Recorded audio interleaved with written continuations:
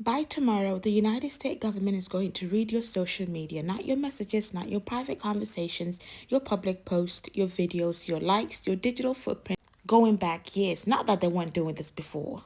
Secretly. And if you're applying for a fiancé visa, a religious work visa, a humanitarian protection visa, even if you're a survivor of human trafficking, applying for help you are legally entitled to, they're going to look. And while that's happening, new Census Bureau data released this week quietly confirms something that most people have not connected yet. America is shrinking. Not in land, in people, in the workers who build things, the students who study things, the family who plant roots and pay taxes and open businesses, in the immigrants who, for the last century, have been single best reason why this country kept growing. And on the other side of the world, Russia looked at that shrinking and decided, good, more room for us. Stay with me as we go ahead and uncover these stories. Let me take you back to June of 2025 because that's where the story actually starts. That is when the State Department quietly began requiring students on F, M, and J visas to make their social media accounts fully public before their visa interviews. No private accounts, no locked profile, everything open for government review. And at that time, most people shrugged. Students, exchange visitors. It made sense to some people, controversial to others. But the conversation stayed relatively small. Then in December of 2025, it expanded to H-1B workers and their dependents, skilled workers, people who are already inside the legal immigration system. The profile had to go public. And now, starting tomorrow, the State Department is expanding social media screening to cover an entirely new universe of visa applicants. K1 and K2 fiancé visas, R1 religious worker visas, H3 trainees and their H4 dependents, H3 and G5 visas, the domestic workers of foreign diplomats, the cooks and the chauffeurs and household staffs, C3 domestic workers, Q cultural exchange visitors, and significantly T visas for survivors of human trafficking, and U visas for survivors of crime who are cooperating with law enforcement. Listen closely to what I just listed off.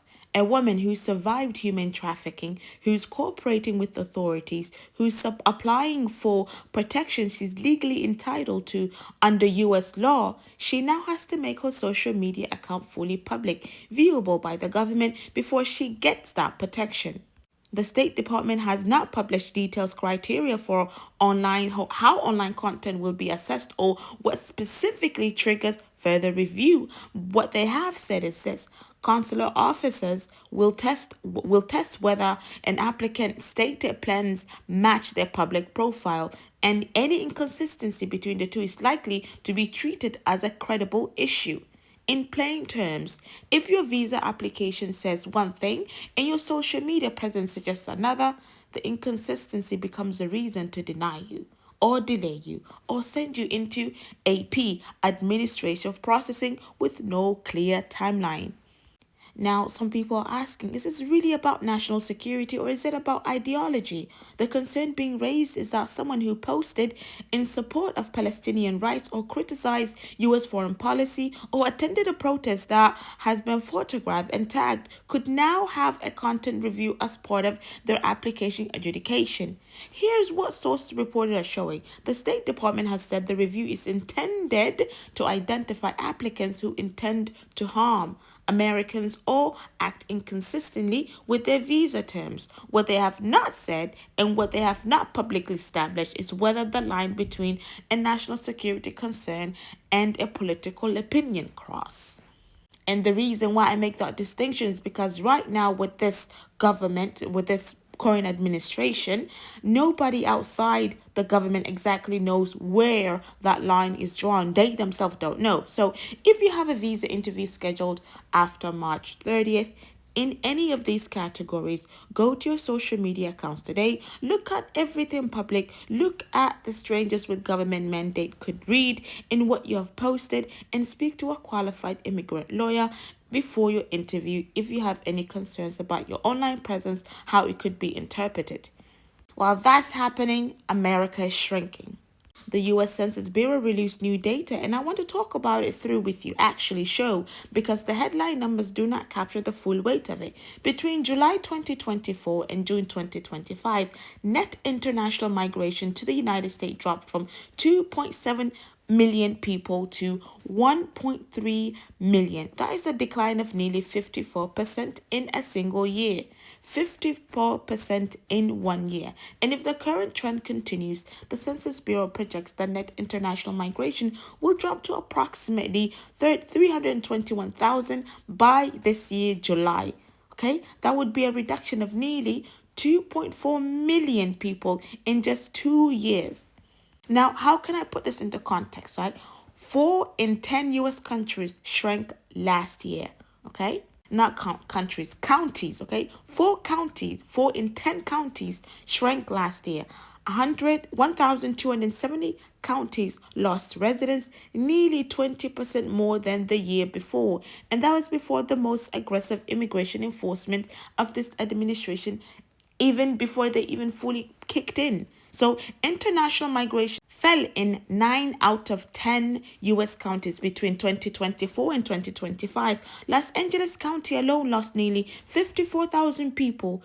A county of 9.7 people has now historically grown over a year. Now, you might be wondering, okay, Anissa, why did this matter to me? Immigrants have accounted for much of the growth in the US workforce in recent years. They boost demand. They rent apartments, buy groceries, pay taxes, open businesses, fill hospital shifts. When immigration drops, the communities that depend on that actively feel it, not as an abstract policy outcome, as an empty storefront. Nursing shortages, okay? As construction delays, a smaller tax basis for schools and local services. In 14 states, immigration was the only thing preventing overall population loss. Without it, those states would have been shrinking already. In another 12 states, immigration accounted for more than half of the population growth. That is 26 states directly dependent on immigrants just to stay flat or grow.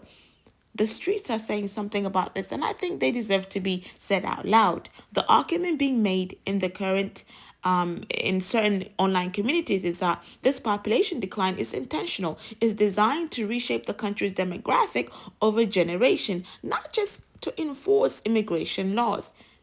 Brookings Institution researchers said this week directly, to the extent immigration level continues to be curtailed, all parts of the nation should be prepared to observe the consequences. That's not a fringe voice. That is one of the most respected research institutions in the country, using the word consequences. So whether the population decline is a goal or a side effect, the consequences are the same for the families whose neighborhood is changing, the hospital that cannot fill its ICU, the school district that is losing students and funding along with them. Well, that's happening here domestically. Let's go to Moscow, Russia. Russia has been running an aggressive international student recruitment campaign specifically targeting the continent Africa through a state-affiliated organization called RACUS, RACUS, a regional association of Russian universities. Russia is offering African students English and French taught degrees program to tuition between $2,000 to $4,000 a year, guaranteed admission, job opportunities, and a potential pathway to Russian citizenship. So the Russian government has doubled its annual scholarship offer to African students from 15,000 full scholarship to 30,000 per year. And Russia's long-term goal, stated publicly, is to host 500,000 international students from the continent of Africa. So from a continent where US has just paused green card processing for 75 countries, cut the diversity visa lottery entirely, expanded social media screening, and added the majority of African nations to the 15,000 US visa bond list. If you haven't watched those episodes, please go ahead and look into our immigration or breaking news policies so you are up to date on what we're talking about.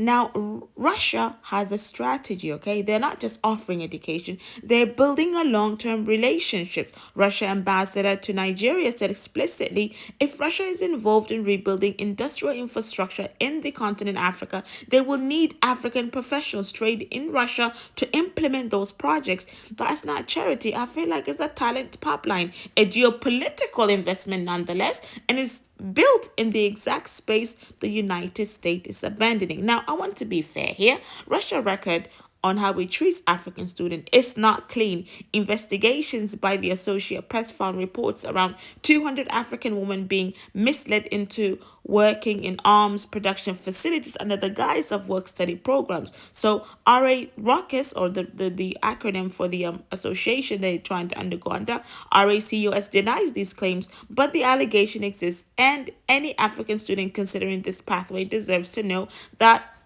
about them before they board the plane to Moscow. While America is debating on who deserves to come, Russia has already decided, and they are at the airport with scholarship offers. The question that I want you to sit with today is not whether this is a right or wrong politically. It is who gets left behind when movement becomes a privilege. Okay? The question doesn't have to be an easy answer, but it is one that we all have to ask ourselves. Be sure to subscribe, share, come back, because what's coming next week and whatever we're going to report will always matter. I leave you all in the care of Allah subhanahu wa ta'ala. Assalamu alaikum wa rahmatullahi wa barakatuh. Fi amanillah.